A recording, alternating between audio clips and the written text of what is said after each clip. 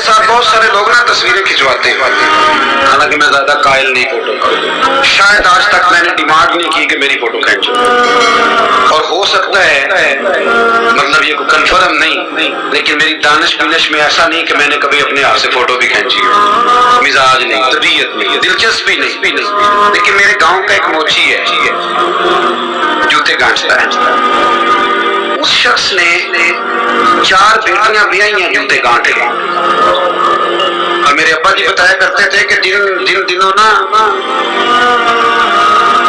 ڈھیلا چونی جوتا گانٹنے، اب تو جوتے کوئی گڑواتا ہی نہیں، اب تو گانٹنے کا رواج نہیں، اب تو بچے نئے لیتے ہیں، تو جوتا گانٹنے کے لیے جب اس کو دیتے تھے تو چونی اگر اس کی ہوتی تھی نا تو اس کو کہتے تھے نا روپیہ تو رکھ لے، تو کہتا کیوں رکھوں جی، میری چونی ہے تو میں نے چونی لے لی، اور ناراض ہو جاتا تھا۔ 4 بیٹیوں کی شادی کی ہے اس نے، پھر اللہ نے اسے عمرہ بھی کرایا، اور آج بھی وہی بیٹھا ہے۔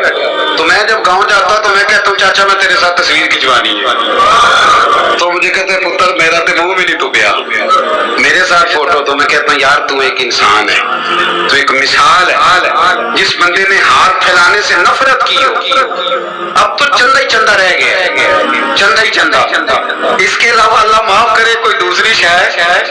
میں گلاسکو میں تھا تو مجھے ایک صاحب کہنے لگے آپ نے کوئی اعلان چلان نہیں کرنا، مدرسہ نہیں ہے، میں نے کہا مدرسے بڑے ہیں پر اللہ کا فضل ہے، کیونکہ وہ نبی کریم کے نام کے ہیں تو ہمیں کبھی کمی کوئی نہیں آئی، کبھی نہیں کمزوری آئی، رونے کا مزاج بھی نہیں، وہ چل رہا ہے مدرسہ۔ تو میں نے کہا آپ کیا سمجھتے ہیں جو یہاں آیا ہے وہ چندے لے نہیں آیا ہے؟ کیا مزاج آپ لوگوں نے بنا لیا، اس سے نکلیں۔ تو بھی کوئی قومیں ہوتی ہیں جو ہر وقت ہاتھ پھیلا کے رکھتی ہیں، قرآن مجید نے صحابہ کی تعریف کی، لا یسألون الناس الحافا، وہ لپٹ لپٹ کر سوال نہیں کرتے، یہ اصحاب صفا کی بات کی قرآن پاک نے، لپٹ لپٹ کر سوال، خبردار تھوڑے پہ گزارا کرنا سیکھو، عزت کی زندگی جیو گے، اور نوجوان بالخصوص یاد رکھیں اگر وقار سے جینا ہے، سر اٹھا کے جینا ہے اور مطمئن زندگی گزارنی ہے تو پھر اس بات پہ راضی ہو جاؤ جو اللہ نے ہمیں عطا کیا ہے۔ پھر تیرا 5 مرلے کا مکان، اگر تو نے فراڈ کا مکان خریدا ہے نا 6 کنال کا، تو اس سے تیرا 5 مرلے کا وقار والا گھر بڑا شاندار ہے۔ عزت کے ساتھ اگر جینا چاہتے ہو، حاتم طائی سے کسی نے کہا تھا کبھی تو نے اپنے سے بڑا سخی بھی دیکھا ہے؟ حاتم طائی کا نام ہے نا آج تک سخاوت میں، اپنے سے بڑا سخی بھی دیکھا ہے؟ اس نے کہا دیکھا ہے۔ کون سا؟ کہنے لگا میں نے ایک دفعہ اپنے سارے شہر کی دعوت پکائی تو میں چہرے پہ نقاب اوڑھ کے نکلا کہ پتہ کروں کوئی آدمی رہ تو نہیں گیا، تو جب میں جنگل میں گیا تو میں نے ایک بابے کو لکڑیاں کاٹتے دیکھا، سب لوگ اس زمانے کے جتنے پڑھے لکھے شعراء ادیب سب میں نے بلائے، بابا لکڑیاں کاٹ رہا تھا، توجہ ہے میری بات پر؟ کہتے میں اس کے قریب گیا، چہرے پہ نقاب تھا، میں نے کہا بابا جی آپ کو نہیں پتا آج حاتم طائی کی دعوت ہے؟ کہنے لگا بیٹے پتہ ہے، تو میں نے کہا جانا نہیں؟ کہتے بابے نے عجیب جواب دیا، کہنے لگا مجھے نا اپنے ہاتھوں کی کمائی کا چسکا لگ گیا۔ کس کا چسکا؟ ہاں آج کا چسکا یہ ہے کہ کسی کو پارٹی کیسے ڈالنی ہے، کیسے مفت کی روٹی کھانی ہے، کس کا چسکا لگ گیا؟ اپنے ہاتھوں کی۔ بولیے میرے نا مدرسے میں ایک لائق بچہ پڑھتا ہے، مالدار گھرانے کا تھا، تو تھوڑی سی نا آپ کو پتہ ہے دوران طالب علمی ہمیں بھی بڑے بہانے آتے تھے تو یہ چیزیں یاد آتی ہیں، تو تھوڑا آگے پیچھے ہوتا تھا۔ مدرسے میں کام ہو رہا تو میں اس کو کھڑکی میں لے کے کھڑا ہو گیا، میں نے کہا بیٹے ایک چیز تجھے دکھانی ہے، جب تیرے سامنے بنا ہوا گوشت رکھا جاتا ہے تو نخرے کرتا ہے، ادھر بھی آ ایک نظارہ دیکھ، مزدور نا سویرے 2 روٹیوں کے بیچ اچار رکھ کے لاتا ہے، اور جب وہ دوپہر کو کھانے لگتا ہے نا میرے بھائی تو وہ اچار اس کی روٹیوں کو بھی لگ جاتا ہے، پونے کو بھی لگ جاتا ہے، لیکن جب دوپہر کا وقت ہوتا ہے تو مٹی سے لتھڑے ہوئے ہاتھ پہلے وہ جا کے ٹوٹی پہ دھوتا ہے، پھر وہ کیا کرتا ہے کہ وہ پانی کا پیالہ خود بھر کے رکھتا ہے، توجہ میری بات پہ رکھیں، پھر وہ زمین پہ بیٹھتا ہے اور جب وہ پونا کھولتا ہے نا کبھی اسے کھاتے ہوئے دیکھو یوں محسوس ہوتا ہے کہ دنیا کی ساری نعمتیں اس کے سامنے پڑی ہوئی، اور ٹیبل پر بیٹھ کر 22,000 کی روٹی کھانے والے اتنا شکر ادا نہیں کرتے جتنا وہ بندہ شکریہ ادا کرتا، یا اللہ تیرا شکر ہے، یا اللہ تیرا شکر ہے، اور ان کو لفظ نہیں سیدھے پڑھنے آتے، ویسے بھی لفظ تاثیر سے بنتے ہیں تلفظ سے نہیں، اہل دل آج بھی ہیں اہل زبان سے آگے. صحیح تلفظ نہیں ادا کرنا آتا لیکن جب وہ ہاتھ باندھ کے کہتے ہیں یا اللہ تیرا شکر ہے تو یوں محسوس ہوتا ہے کہ روٹی تو اس بندے نے کھائی ہے. کھانا تو ورنہ شادی کے موقع پر اتنا کھایا نہیں جاتا جتنا تباہ کیا جاتا ہے کیونکہ مفت کا ہوتا ہے نا, مفت کا. تو یاد رکھیں محنت کی کمائی ایک حسن ہے, ایک وقار ہے.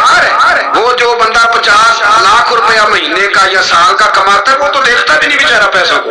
وہ بینک میں آئے اور بینک سے ہی ساری زندگی اپنی دولت دیکھ سکتا, لیکن جو 600 روپیہ دیہاڑی لیتا ہے نا اس کو جب شام کو ملتی ہے تو 3 دفعہ ہاتھ صاف کرتا ہے اور 3 دفعہ بسم اللہ شریف پڑھتا ہے اور پھر وہ جیب میں ڈالتا ہے. پھر وہ حساب کرتا ہے کہ 50 کہاں لگانے ہیں, 60 کہاں. تو خودداری سے جیو, باوقار رہو, باعزت رہو. حاتم بھائی کہتے ہیں مجھے کہنے لگا کہ مجھے ہاتھوں کی کمائی کا چسکا لگ گیا, اب مفت کے دسترخوان پر مجھے مزہ نہیں آتا. تو کہتے ہیں میں تو بس اس کا فدائی ہو گیا. جب میں واپس آنے لگا تو اس نے مجھے آواز دی, میں واپس پلٹا تو کہنے لگا بیٹا آپ بھی دعوت پہ جا رہے ہیں؟ میں نے کہا. تو اس نے مجھے 5 دینار نکال کے دیے. کہنے لگا یہ لے جاؤ, حاتم تائی کو نہ دینا, وہاں جو آدمی لنگر پکا رہا نا اسے دے دینا. یار بڑے بڑے لوگوں نے روٹی کھانی ہے, چلو میرا بھی حصہ پڑ جائے گا. تو حاتم تائی کہتے ہیں میں گھوڑے سے گر گیا, چہرے سے کپڑا اٹھایا اور میں نے کہا بابا میرے سینے سے لاگ, میں تو امیر ہو کے سخی ہوں نا, تو غریب ہو کے بڑا سخی ہے. آج سمجھ آئی ہے تیری سخاوت کی. بڑی ہے نا حدیث پاک. حضرت انس بن مالک کہتے ہیں ایک شخص نے آ کے کہا یا رسول اللہ کچھ دیجیے. حضور مجھے کچھ بولیے. اور میرے محبوب کا دروازہ وہ ہے کہ جہاں سے کبھی کوئی خالی گیا ہی نہیں. حضور کچھ دیجیے. تو نبی کریم علیہ السلام نے آج الگ بات کر دی, فرمایا تیرے پاس کچھ بھی نہیں. اس نے کہا حضور میرے گھر میں ایک پیالہ ہے اور ایک کمبل ہے اوڑھنے کا. اتنا غریب کو بندہ اس وقت بیٹھے محفل میں جس کے گھر میں ایک ہی پیالہ ہو. جو چپ ہے ان کے بارے میں کیا نظریہ اختیار کرو. کوئی ایسا غریب جس کے گھر میں ایک ہی پیالہ ہو, صرف ایک ہی کمبل ہو. لیکن یہاں بیٹھے میرے سمیت ہر تیسرے بندے کو آپ پوچھ لیں کہ حالات کیا ہیں تو کہے گا دعا کرو. بڑی مشکل ہے. اتنا غریب کوئی بندہ موجود ہے لیکن آپ کسی کو پوچھ لیں وہ کہے گا جی بس دعا کریں. کوئی ایسا پیر مل جائے جو مجھے اللہ دین کا چراغ دے دے تاکہ نوٹ کسی طریقے آ جائے. اور وہ نعت خواں جو کہتا ہے کہ کون دیتا ہے دینے کو منہ چاہیے, دینے والا ہے سچا, وہ بھی کہتا ہے پہلے 25,000 دو. تو اسٹیج پہ تو کہہ رہا تھا حضور دیتے ہیں, اور یہاں جب تک تیرے اکاؤنٹ میں نہ جائیں تیرا کام ہی نہیں چلتا. عجیب تماشا ہے. ایک صاحب نے بڑی دور سے مجھے فون کیا, کہنے لگے ٹائم دے دیں. میں نے کہا جی میں آ جاؤں گا, فارغ ہوتا ہوں تو آ جایا کرتا ہوں, کوئی مسئلہ نہیں ہے, ہم اتنے بڑے لوگ ہی نہیں, آ جائیں گے. کہنے لگا جی آپ بتائیں مطلب اکاؤنٹ نمبر دے دیں. میں نے کہا یار آپ نے غلط جگہ فون کر لیا, میں نے تو بتایا کہ وہ تو بڑے لوگ ہوتے ہیں, تو ہمیں پتہ ہے اپنی حیثیت کا, انشاءاللہ حاضر ہو جائیں گے, آپ سے بات ہوگی. کہنے لگے نہیں آپ کو تو کچھ بتانا ہی پڑے گا, کچھ بتائیں کچھ بتائیں. میں نے کہا کچھ بھی نہیں, میں انشاءاللہ حاضر ہوں گا.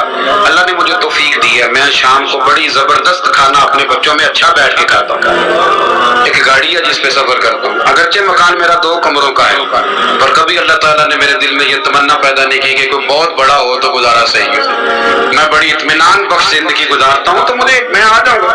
کہنے لگے نہیں تہاڈی مہربانی کچھ دسو. میں کہا 3 کروڑ روپیہ دے چل. کتنا جی؟ اللہ جانتا ہے ہنسانے کے لیے بات نہیں کر رہا, اور مسجد میں اونچا ہنسے بھی نہ. کتنے دیں؟ جی یہ تو آپ نے کیا کہہ دیا. میں نے کہا یار اگر میں نے اپنے لفظ ہی بیچنے ہیں تو اب میں 25-40 ہزار میں بک جاؤں. میں تو سمجھتا ہوں کہ نبی پاک کا فرمان بڑا قیمتی ہے, تو ریٹ لگاؤں تو میری حیثیت یہ ہو کہ 40,000 روپیہ. اگر میں نے بکنا ہی ہے تو وہ ریٹ تو لوں نا. اور ویسے بھی میں تو سمجھتا ہوں کہ میں بڑا انمول ہوں, اس لیے کہ میں رسول اللہ کے دین کا نوکر ہوں. اور یہ غلطی ان کی نہیں جو بیچتے ہیں, غلطی ان کی ہے جو خریدتے ہیں. آپ لوگوں نے مارکیٹیں بنائی ہوئی, آپ مارکیٹیں نہ بناتے تو کبھی مارکیٹوں میں اس طرح کی چیزیں بکنے کہ ہم نے ظلم کیا ہے, ہم نے زیادتی کی ہے, ہم نے یہ ماحول بنایا ہے. بہرحال بات دور نہ نکل جائے, واپس آتا ہوں. نبی نبی کریم صلی اللہ علیہ وسلم نے فرمایا تیرے پاس کچھ نہیں، ایک کمبل ہے اور ایک، حضور نے فرمایا لے کے آ۔ یہ سرکار کا فرمان سیاستہ سے عرض کر رہا ہوں، اگرچہ امام جلال الدین سیوطی نے تفسیر در منصور میں تفصیل کے ساتھ اس روایت کو کئی طرق سے بیان کہا ایک کمبل، یارو سوچو ایک کمبل جس بندے کے پاس ہو، ایک پیالہ، اس سے بھی کوئی غریب ہوگا۔ حضور نے منگا لیا اور بولی لگا دی، کون خریدے گا؟ ایک شخص نے کہا 1 دینار، ایک نے کہا 2، حضور نے 2 دینار میں بیچ دیا۔ وہ بولا نہیں کہ حضور 2 ہی تو چیزیں تھی، وہ بھی بیچ دی آپ نے۔ اللہ کے رسول نے فرمایا 1 دینار کا کھانا لے جا اور 1 دینار کا کلاڑا خرید کے لا۔